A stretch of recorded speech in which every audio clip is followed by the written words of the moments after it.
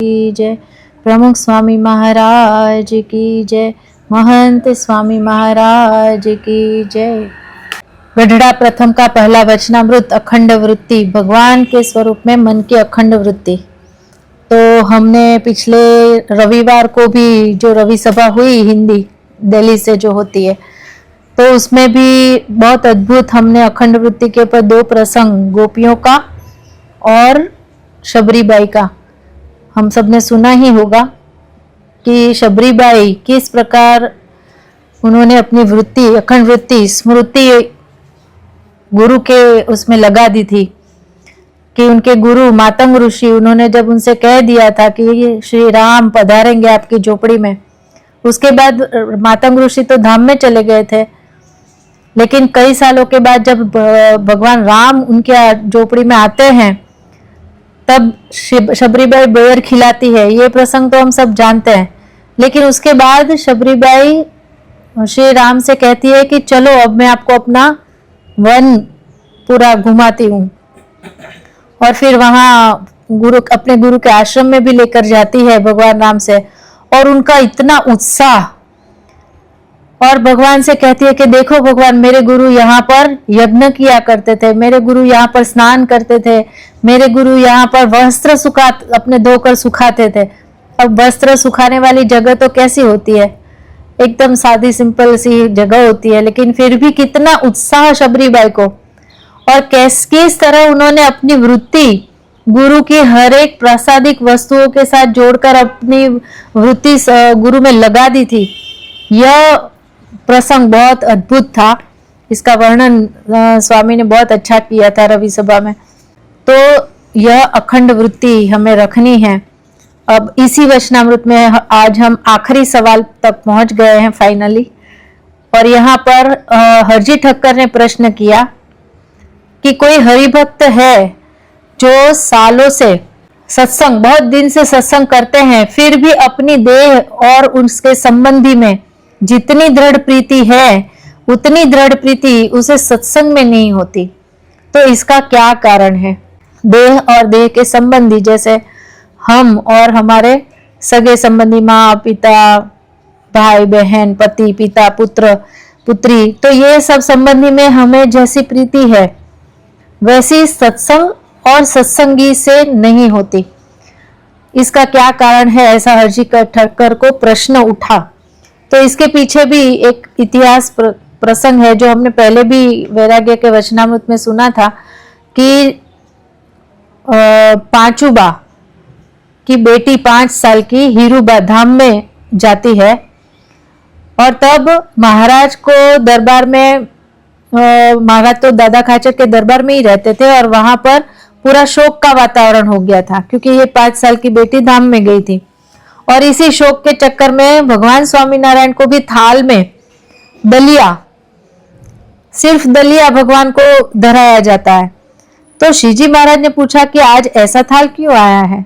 तब हरजी ठक्कर कहते हैं कि महाराज ऐसा ऐसा प्रसंग हो गया है और हीरूबा धाम में गए हैं, तो इसीलिए अब छोटी उम्र की मृत्यु होती है तो शोक रहता है। कभी कोई 80, 90, 100 साल का धाम में जाता है तो इतना शोक नहीं होता है, लेकिन ये तो एकदम छोटी सी बेटी गई थी तो इसी बात का शोक था।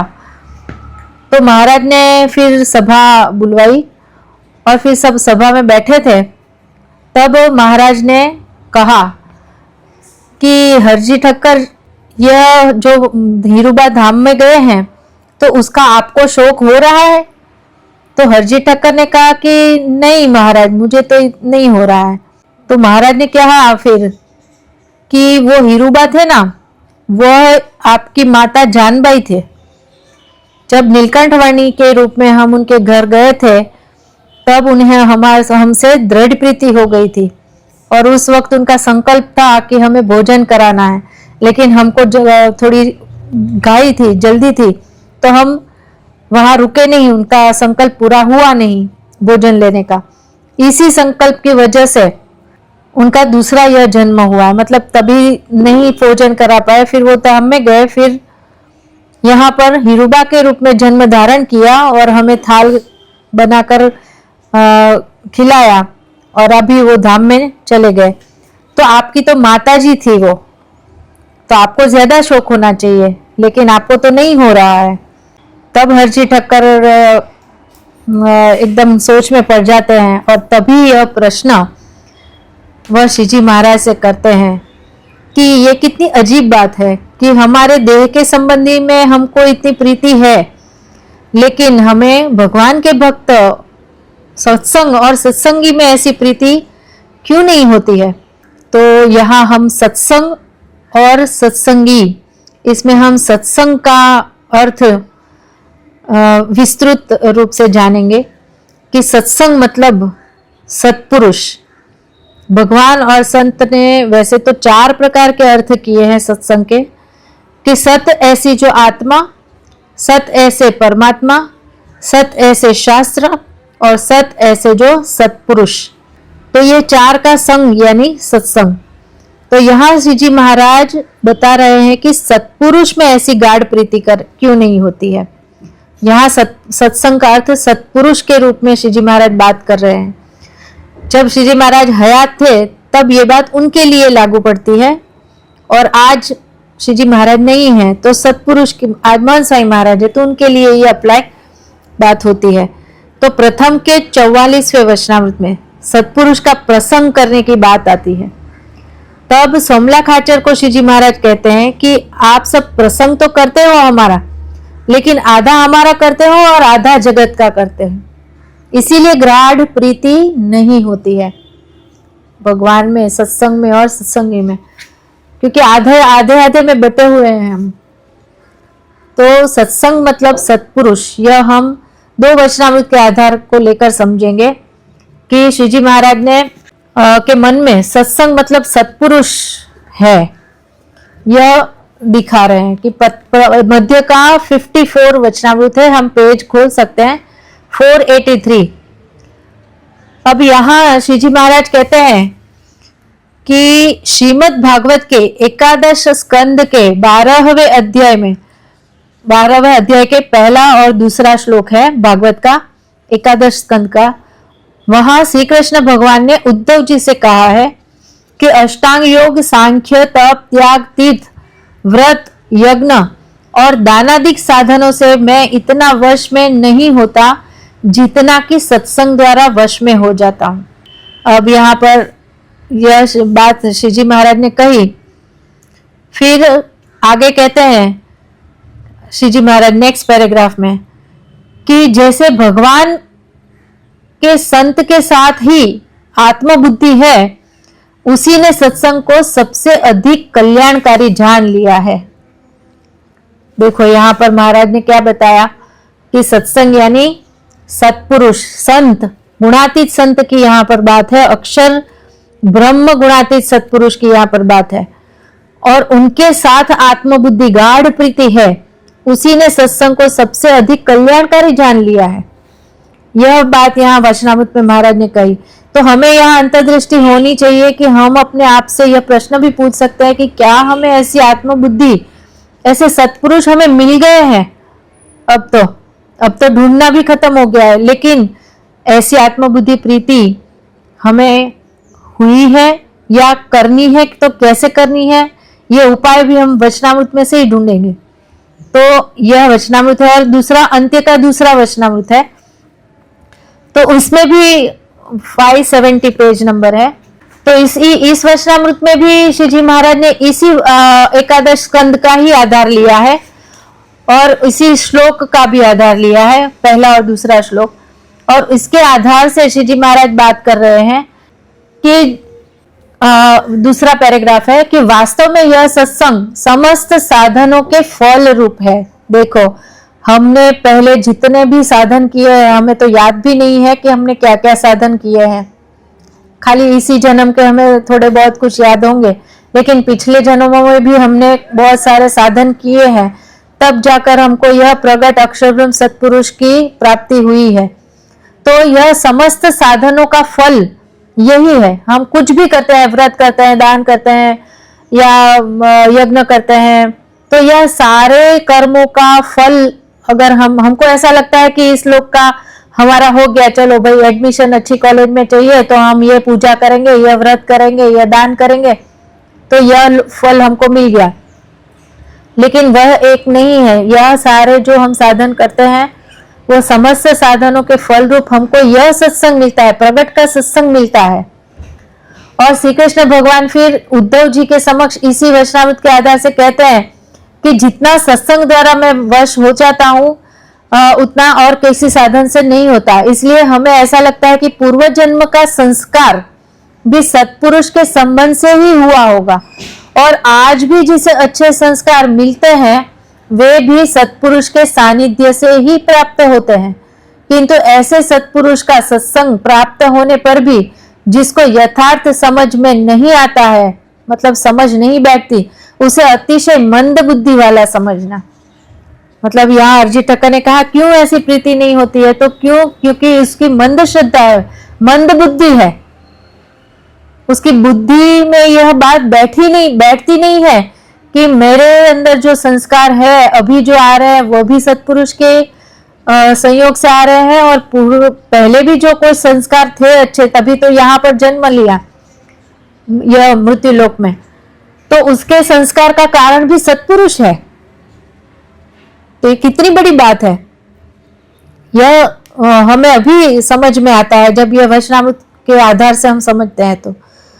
तो इस तरह से हमें यहाँ श्री जी महाराज समझा रहे हैं। और अभी गाढ़ प्रीति जब तक यह समझ नहीं आती है तब तक तो संपूर्ण आत्मबुद्धि तो देह के समृद्धि जनों में ही रहेगी। फिर सत्पुरुष में सत्संग में कहां से होगी, क्योंकि आधार जगत का सत्संग भी है ना, अंदर जगत का कुसंग भी है। तो इसीलिए संबंधी जनों में ज्यादा प्रीति रहती है। और वो कैसे होती है प्रीति, यह भी एक प्रसंग के माध्यम से समझते हैं कि एक बार मुड़भा मतलब एक हरिभक्त के बेटे की उंगलियां दरवाजे के बीच में आ जाती है, तो मुड़भा के मुंह से चीख निकल गई, और गुणातीत स्वामी वहां पर बैठे थे, पधरावनी के लिए गए होंगे। तब गुणातीत स्वामी ने कहा कि अरे लगी तो उस बच्चे को है, आपके बेटे को, उसकी उंगलियां आ गई है दरवाजे में, लेकिन चीख आपकी निकल रही है, ये क्या बताता है? ये आत्मबुद्धि, बेटे में इतनी आत्मबुद्धि है कि उसको लगता है तो दर्द हमें हो रहा है। योगी जी महाराज भी कहते थे कि कुटुंब में भी ऐसा ही होता है, परिवार में कितने कितने विचित्र स्वभाव से के लोग होते हैं परिवार में, लेकिन फिर भी हम उनके साथ रहते हैं और उनका अभाव भी नहीं आता है, अवगुण भी नहीं आता है। क्यों? क्योंकि आत्मबुद्धि है कि ये मेरा बेटा है, ये मेरी बेटी है। चाहे कैसे भी कर्म करके बाहर से आते हैं या कैसा भी घर में बर्ताव करते हैं, फिर भी हमको हमारे अंदर बैठा हुआ है कि ये मेरा बेटा है, मेरी बेटी है, मेरे पिता है ना। तो इस पर एक प्रसंग से ज्यादा स्पष्टता होगी कि एक पति पत्नी का बहुत जोरों से झगड़ा हुआ, उसमें पति का हाथ उठ गया और पत्नी के ऊपर इस तरह से उसने मारा ना कि उसके खून निकल गया, और फिर वो गुस्से में पति वहां से बाहर चला गया, अपने खेत में काम करने निकल गया होगा। तब पड़ोसी आए, क्योंकि बहुत जोरों से झगड़ा हुआ था तो आवाज बाहर आजू बाजू में भी पहुंची थी। पड़ोसी और खबर पूछी पत्नी की, तो पत्नी ने कहा कि कुछ भी तो नहीं हुआ है, और फिर वो खून जो उसको निकल रहा था वो पोंछते पोंछते वो चूल्हे को जलाने लगी।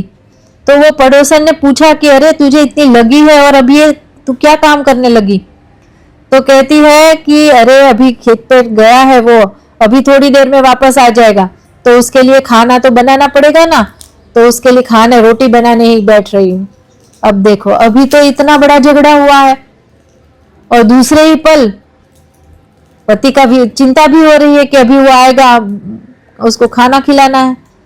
तो ये क्या दिखाता है? आत्मबुद्धि, प्रीति दिखाती है।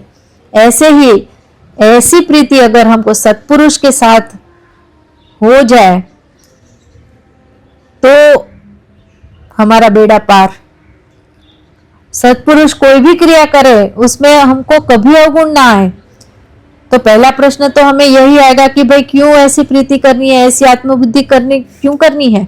तो उसका लाभ ऐसी आत्मबुद्धि का श्री जी महाराज ने बताया है, कई वचनामृतों में बताया है, तो हम उसके आधार से समझेंगे। तो प्रथम के 54वें वचनामृत में और मध्य का 59 ये वचनामृत में श्री जी महाराज ने बताया कि ऐसे हेतु से उसका जीव कृतार्थ हो जाता है। ऐसी आत्मबुद्धि से सत्पुरुष के साथ जब हो जाती है तो जीव कृतार्थ हो जाता है, पूर्ण काम हो जाता है, कल्याण उसका मोक्ष हो जाता है। यह बात ये इन दोनों वचनामृत में कही है। अंत्य के 11वें वचनामृत में, पेज नंबर है 589, अंत्य के 11वें वचनामृत में श्री जी महाराज दो प्रश्न बार एक के बाद एक है और उसमें पूछा है श्री जी महाराज, एक प्रश्न तो श्री जी महाराज ने पूछा है, दूसरा मुक्तानंद स्वामी ने पूछा है।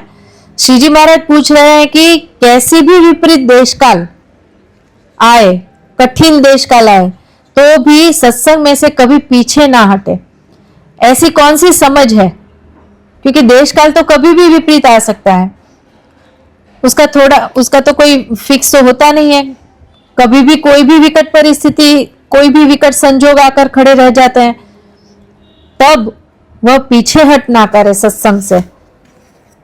तो ऐसी समझ, वो कैसी समझ है? तब श्री जी महाराज जी इसी वचनामृत में उत्तर कर रहे हैं कि जिस भगवान के भक्त में देखो यहाँ महाराज कहते हैं कि चाहे कैसा भी अशुभ देशकाल प्राप्त हो, परंतु किसी तरह कल्याण के मार्ग से पीछे नहीं हटता। ऐसे हरिभक्त के हृदय में किस प्रकार की समझ रहती है कि उसके हृदय में इतनी दृढ़ता बनी रहती है और कोई भी विघ्न उन्हें प्रभावित नहीं कर पाता। फिर बड़े बड़े संतों ने उत्तर किया, यह महाराज का प्रश्न है, फिर किसी से निराकरण नहीं हुआ। तब श्री जी महाराज जी कहते हैं कि उसका उत्तर यही है कि अपनी देह के साथ जीव की जैसी आत्मबुद्धि होती है, वैसी ही दृढ़ आत्मबुद्धि यदि उसे भगवान तथा भगवान के भक्त के साथ हो जाए तो उसे किसी भी प्रकार का विघ्न विक्षेप नहीं डाल सकता। और चाहे देश कालादि कितने ही अशुभ हो तो भी वह भगवान तथा भगवान के भक्त से, मतलब ऐसे संत से कभी विमुख नहीं होता, है ना। तो यहाँ देश काल से कैसा भी आए तो भी अगर वो उसे ऐसे सत्पुरुष से आत्मबुद्धि है तो वो पीछे नहीं हटेगा। फिर उसके बाद दूसरा वचनामृत है, इसी वचनामृत में दूसरा प्रश्न है। मुक्तानंद स्वामी ने पूछा है कि भगवान के भक्त को निर्विकल्प समाधि में जैसी शांति की अनुभूति होती है, वैसी शांति की अनुभूति बिना समाधि के भी रह सके, इसका क्या उपाय है? अब यहाँ पर मुक्तानंद स्वामी ने कई बार निर्विकल्प समाधि के ऊपर बहुत प्रश्न पूछे हैं दूसरे वचनामृतों में भी। उसका भी कारण है, क्योंकि श्री जी महाराज ने एक वचनामृत में कहा कि मेरे में गुण भी है और दोष भी है, और दोनों अपने गुण और दोष दोनों की बात श्री जी महाराज ने करी है। अब वैसे तो भगवान है, पूर्ण पुरुषोत्तम नारायण है, दोष तो उनमें है ही नहीं, लेकिन यहाँ लौकिक दृष्टि से श्री जी महाराज ने कहा कि गुण क्या है, तो श्री जी महाराज कहते हैं कि अनंत ब्रह्मांड के जीव हमें मानते हैं, फिर भी हमें उसका मान नहीं आता, यह हमारे अंदर गुण है। तो ये तो ठीक है, भगवान में तो ऐसे गुण होते ही है, लेकिन दोष भी बताया और कहते हैं कि हम में एक दोष है कि इस पृथ्वी के सर्व जीवों को समाधि में कराऊं, लेकिन मुक्तानंद स्वामी और गोपालानंद स्वामी को मैं कभी समाधि ना कराऊं, ये हम में दोष। अब यहाँ पर मुक्तानंद स्वामी को पता है कि अभी मुझे कभी भी समाधि की अनुभूति तो होनी ही नहीं है, यह तो फिक्स हो गया, क्योंकि कभी अनुभव नहीं होगा कि समाधि अवस्था कैसी होती है, क्योंकि श्री जी महाराज ने स्टेटमेंट दे दिया है कि कभी उन्हें समाधि नहीं करवाएंगे। तो इसीलिए उन्होंने समाधि को लेकर कई सारे प्रश्न पूछे हैं। और यहाँ पर भी श्री जी महाराज को पूछते हैं कि बिना समाधि के भी अंतर में सुख और शांति रहे अखंड, तो उसका क्या उपाय है?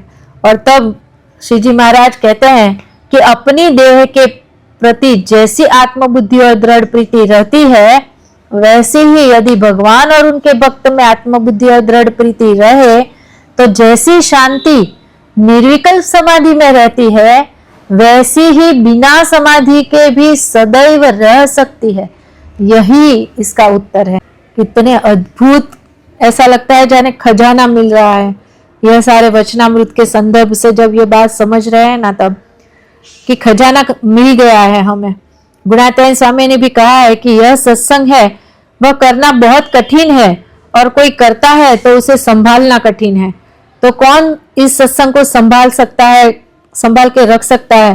तो जिसे श्री जी महाराज कहते हैं कि इस भगवान और गुणातीत अक्षर ब्रह्म सत्पुरुष के साथ प्रीति है। और ऐसी प्रीति आत्मबुद्धि का सबसे बड़ा फायदा वरताल के 11वें वचनामृत में श्री जी महाराज ने बताया है कि सत्पुरुष के साथ दृढ़ प्रीति यही आत्मदर्शन का साधन है, परमात्मा के साक्षात दर्शन का भी यही साधन है और सत्पुरुष की महिमा जानने का भी यही साधन है। वरताल का 11वां वचनामृत आप नोट डाउन कर लेना अपनी डायरी में। तो हमारा अंतिम ध्येय भी यही है, आत्मा परमात्मा का साक्षात्कार करना। अक्षरम अहम पुरुषोत्तम दासोस्मि यह मंत्र हमें मनसाई महाराज ने दिया कि अक्षर रूप होकर पुरुषोत्तम की भक्ति करना, यही हमारा अंतिम ध्येय है, अंतिम लक्ष्य है। गुणातीतानंद स्वामी भी ने कहा, अपनी बातों में कहा है कि हमारा जन्म 2 बात सिद्ध करने के लिए हुआ है, एक तो अक्षर रूप होना और दूसरा पुरुषोत्तम में जुड़ना, मतलब पुरुषोत्तम की भक्ति करना। तो इसका उपाय यही बताया है कि सत्पुरुष के साथ गाढ़ प्रीति। तो यहाँ अर्जी टक्कर यही पूछ रहे हैं कि सत्पुरुष में ऐसी दृढ़ प्रीति जैसी हमें देह के देह और सगा संबंधी में है वैसी क्यों नहीं होती? जैसे आटा होता है, कैसे पाउडर के फॉर्म में ऐसे जर से गिरता है, हाथों में लेते हैं तो, लेकिन जब उसी आटे में तेल और पानी डालकर जब अच्छे से उसको मसलते हैं, जैसे जैसे उसको मसलते जाते हैं वैसे वैसे उसमें चिकनाई आती है। ऐसी चिकास भाव, ऐसी चिकनाई अगर हमें सत्पुरुष के साथ हो जाए, ऐसी प्रीति, चिकनाई वाली प्रीति हो जाए तो कुछ भी करना बाकी नहीं रहता है। महाराज ने वचनामृत में कहा कि ऐसी प्रीति हो जाए तो फिर उसे कुछ करना बाकी नहीं है, सब सारे साधन हो चुके। लेकिन ऐसी प्रीति नहीं होती है क्योंकि भगवान और संत का यथार्थ महात्म्य समझा नहीं है। यहाँ पर यह महाराज ने कहा कि ऐसी प्रीति क्यों नहीं हो रही है, क्योंकि महात्म्य, महिमा हमने ठीक से समझी ही नहीं है, उनके स्वरूप को हमने समझा ही नहीं है, इसीलिए ऐसी प्रीति नहीं होती है। और फिर महाराज आगे कहते हैं, पेज नंबर 2 पर फिर से हम अपने अखंड वृत्ति के वचनामृत में आते हैं। महाराज कहते हैं कि जिन साधु के सत्संग के द्वारा भगवान के महात्म्य का परिपूर्ण ज्ञान हो जाता है, वह साधु जब उसके स्वभाव मिटाने के संबंध में बात करते हैं तब वह अपने स्वभाव का त्याग नहीं कर पाता। इसके उपरांत ऐसी बात करने वाले संत में दोष देखता है। इस दोष दर्शन रूप पाप के कारण उसको सत्संग में प्रगाढ़ प्रीति नहीं हो पाती। अब यहाँ पर एक महत्व का शब्द रखा है, परिपूर्ण ज्ञान। तो परिपूर्ण ज्ञान भगवान के स्वरूप का, भगवान की महिमा का, यह हमें कौन करा सकता है? तो इसमें हम आगे देखते हैं कि वह साधु, जिन साधु से परिपूर्ण ज्ञान होता है। तो यहाँ जिन साधु का मतलब अक्षर ब्रह्म गुणातीत सत्पुरुष के बारे में कहा गया है, क्योंकि प्रथम के 41वें वचनामृत में महाराज ने कहा है कि जैसा पुरुषोत्तम भगवान अक्षर में है वैसे मुक्त में भी नहीं है, जैसे मुक्त में है वैसे प्रधान प्रकृति पे भी नहीं है। इसका क्या अर्थ हुआ कि जैसी महिमा अक्षर ब्रह्म जानते हैं परब्रह्म की, वैसी और कोई नहीं जान सकता, क्योंकि ये 2 तत्व ही माया के पर है। तो परिपूर्ण महिमा एक अक्षर ब्रह्म के संग से ही जान सकते हैं, क्योंकि ये दोनों तत्व ही एक दूसरे से बहुत नजदीक है। इसीलिए अक्षर ब्रह्म सत्पुरुष के संग से ही परिपूर्ण महिमा जानी जा सकती है। हाँ, दूसरों के संग से भी जान सकते हैं, ऐसा नहीं है कि नहीं जान सकते हैं, समझ सकते हैं। कोई साधु बात कर रहे हैं भगवान की महिमा की, कोई हरिभक्त बात कर रहे हैं, कोई छोटा बालक भी भगवान की महिमा की बात करता है, तो यत्किंचित हम भगवान की महिमा जानते हैं। लेकिन परिपूर्ण, यह शब्द महाराज ने यहाँ रखा है कि परिपूर्ण महिमा तो अक्षर ब्रह्म सत्पुरुष ही जानते हैं और उनसे ही हम जान सकते हैं। तो प्रथम के 21वें वचनामृत में भी श्री जी महाराज ने यही बात करी है कि भगवान के स्वरूप का अतिशय महिमा, उसमें पहले महाराज ने निष्काम भक्ति हो इसकी बात करी है, और ऐसी निष्काम भक्ति आने का कारण बताया है, और उसमें वहां पर भी महाराज ने सत्पुरुष को आगे रखा है कि निष्काम भक्ति हो, इसीलिए भी अतिशय महिमा जरूरी है, और अतिशय महिमा जानने का साधन भी यह अक्षर ब्रह्म गुणातीत सत्पुरुष ही है। तो ऐसे कितने ही वचनामृत है जिसमें हमने आगे देखा कि महाराज ने भी, श्री जी महाराज ने भी संत को आगे किया है। पेज नंबर है 97, प्रथम का 51वां वचनामृत है, और इस वचनामृत में भी महाराज ने कहा है, दूसरा पैराग्राफ है, और यहाँ पर महाराज कहते हैं कि पृथ्वी जल के अंश के उत्पन्न हुई है, जल पृथ्वी के नीचे पार्श्व और वहां से नहीं, लेकिन आगे हम देखें तो उत्पत्ति तेज के एक अंश से हुई है, इसलिए तेज की दृष्टि से देखेंगे तो जल है ही नहीं, अकेला तेज ही है।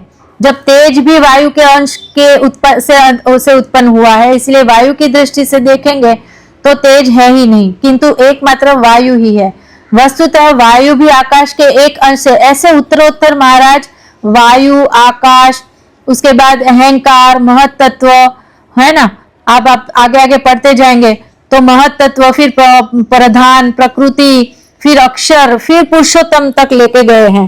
तो यहाँ पर इस पैराग्राफ से महाराज यही समझाना चाह रहे हैं कि जब हमारी दृष्टि ऐसी इस तरह से तेज वायु आकार में होती है, तब हमें सर्वत्र वही भासता है, मतलब वही दिखता है।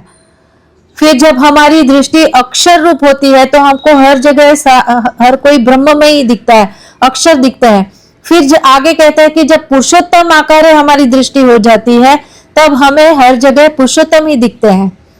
और ऐसा कहकर यहाँ पर महाराज यह समझाना चाह रहे हैं कि जैसी महिमा अक्षर ब्रह्म जानते हैं पर ब्रह्म की, वैसी और कोई नहीं जानता। और यही बात यहाँ आगे कहते हैं कि जब हमारी इस तरह से आकार रूप दृष्टि हो जाती है, पुरुषोत्तम रूप, तो उसके बिना और कुछ नहीं दिखता। जहां देखो वहां भगवान ही दिखते हैं, पुरुषोत्तम नारायण ही दिखते हैं, उनके बिना और कुछ भी नहीं दिखता। ऐसे भगवान कृपा करके इस पृथ्वी पर सर्वजनों को प्रत्यक्ष दर्शन होते हैं, तब जो जीव संत का समागम करके पुरुषोत्तम की ऐसी महिमा समझ के, ऐसी महिमा मतलब भगवान प्रकृति पुरुष से पर अक्षर और अक्षर से भी पर पुरुषोत्तम नारायण है, ऐसी महिमा यानी सर्वोपरि महिमा, ऐसी अतिशय महिमा, यह श्री जी महाराज कहते हैं कि कब समझ में आती है, तो ऐसे सत्पुरुष के समागम से जीव समझ पाता है। पुरुषोत्तम की जो असाधारण यह महिमा है, वह अक्षर ब्रह्म सत्पुरुष के बिना असंभव है। मध्य का 13वां वचनामृत है, पेज नंबर है 402, उसमें लास्ट पैराग्राफ है।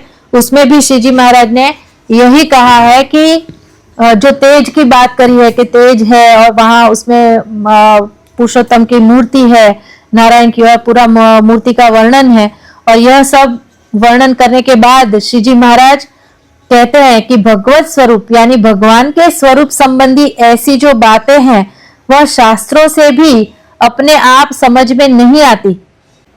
देखना आप, यह पेज नंबर है, मैंने अभी बताया आप सबको, 402 पेज नंबर है। और इसमें महाराज कहते हैं कि शास्त्रों में से भी भगवान के स्वरूप की बात हमें अपने आप नहीं समझ में आएगी। लेकिन कैसे आएगी? क्योंकि शब्द तो बहुत गहन होते हैं, कोई शब्द का कोई अर्थ निकाले, कोई दूसरा अर्थ निकाले, और उसमें भी शास्त्र में तो संस्कृत में वर्ड होता है, तो कितने ही मतलब निकाल सकते हैं लोग। लेकिन जब सत्पुरुष प्रकट होते हैं, तभी उनके मुख द्वारा यह बात समझ में आती है। यानी शास्त्रों से भी हम अपनी बुद्धि से कुछ नहीं समझ सकते हैं। सत्पुरुष प्रकट होते हैं, तब सत्पुरुष के मुख से हम यह शास्त्रों के गहन अर्थ को समझ पाते हैं। तो इस तरह यहाँ हमको देखने मिलता है कि सत्पुरुष की महिमा कितनी है। जितनी महिमा भगवान की है ना, उतनी महिमा भी यह गुणातीत सत्पुरुष की भी है, क्योंकि यही हमारे लिए माध्यम है परब्रह्म तक पहुंचने के लिए। तो हमको यहाँ दिखता है कि सारे वचनामृतों में कहीं ना कहीं श्री जी महाराज ने बातों बातों में गुणातीत स्वर सत्पुरुष को ही आगे कर दिया है, क्योंकि महाराज जानते हैं कि मैं तो कितने साल यहाँ रहूंगा, मेरे जाने के बाद जीवों के कल्याण का, मोक्ष का मार्ग संत के द्वारा, सत्पुरुष के द्वारा ही मुझे आगे जारी रखना है। तो इसीलिए महाराज ने पहले से ही सारे वचनामृत में ऐसे संत, ऐसे संत, ऐसे संत, यही बात हर वचनामृत में डाल दी है कि ऐसे संत के द्वारा ही आप पूर्ण परिपूर्ण जान सकते हो हमारे स्वरूप को। और यह सबसे पहले हम संत है, यही हमें सबसे पहले शुद्ध करने हेतु हमारे स्वभावों पर प्रहार करते हैं, तब हमें उनका ही अवगुण आ जाता है। तो यह अवगुण सत्पुरुष में क्यों आता है, इसकी बातें हम अभी अगले क्लास में जानेंगे। श्री स्वामी नारायण भगवान की जय।